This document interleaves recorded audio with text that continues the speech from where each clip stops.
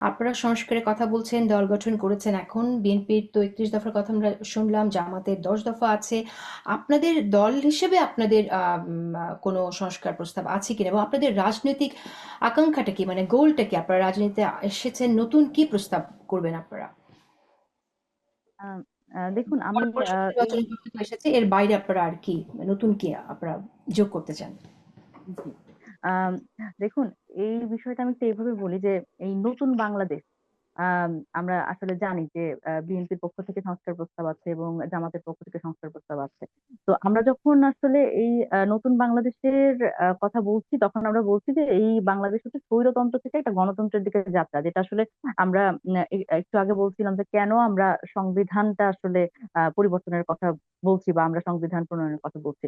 কারণ এটা একটা নতুন গণতন্ত্রের দিকে যাত্রা, যেটা আসলে আমরা গত বহু বছরের আমাদের আকাঙ্ক্ষিত ছিল এবং জনগণের পক্ষ থেকেও সেই চাওয়াটা ছিল, কিন্তু সেটা আমরা পূরণ করতে পারিনি। আমাদের এই মানে জনগণের আকাঙ্ক্ষা গুলো আসলে আমরা যখন অভ্যুত্থানের সময় দেখেছি, জনগণের আকাঙ্ক্ষা কিন্তু আমরা তখন শুনতে পেয়েছি। আমরা তখন শুনতে পেয়েছি যে মানুষ মানুষের অধিকার চায়।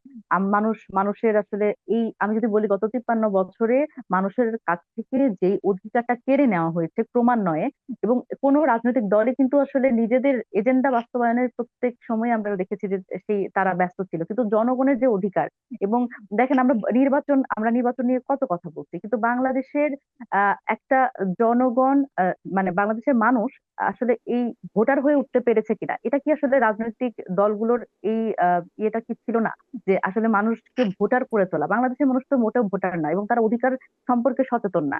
এই জন্যই তো আসলে এরকম আজকে থেকে এখন যদি আমরা যেটা বলছি যে সংস্কার যদি না হয়, তাহলে আমরা আবার 50 বছর পিছিয়ে পড়বো, আবার একটা অভ্যুত্থান হবে, আচ্ছা, তখন আপনি আমরা আপনি আবার সেই বলছেন যে অধিকারের কথা মানুষকে বলবো। জনমানুষকে একদম সাধারণ মানুষকে ভোটারকে শিক্ষিত করা, তার অধিকারের বিষয়ে জানানো, এই বিষয়টার কথা আপনি বলেছেন।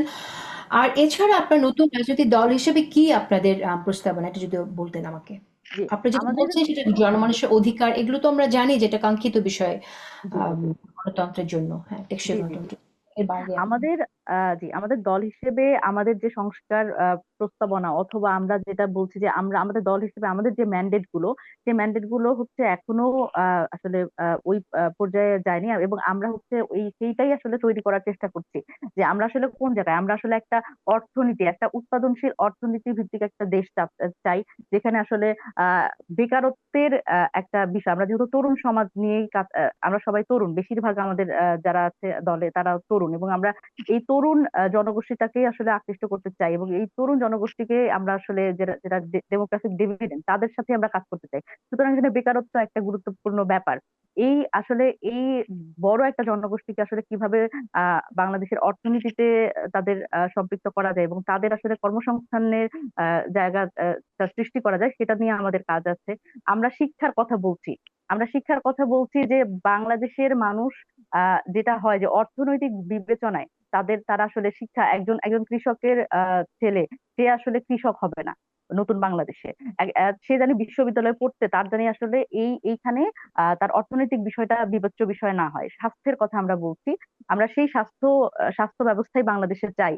এগুলো আসলে আমাদের সংস্কার, যে আমাদের যে নিজেদের এজেন্ডা সেগুলোর মধ্যে থাকবে, যে বাংলাদেশের একটা মানুষের রোগ বিশেষে আসলে তার তার চিকিৎসা হবে, সেখানে তার অর্থনৈতিক, তার পকেটে কত টাকা আছে, এই বিবেচনায় বাংলাদেশে যাতে মানুষের মানে মানুষকে ট্রিটেড হতে না হয়।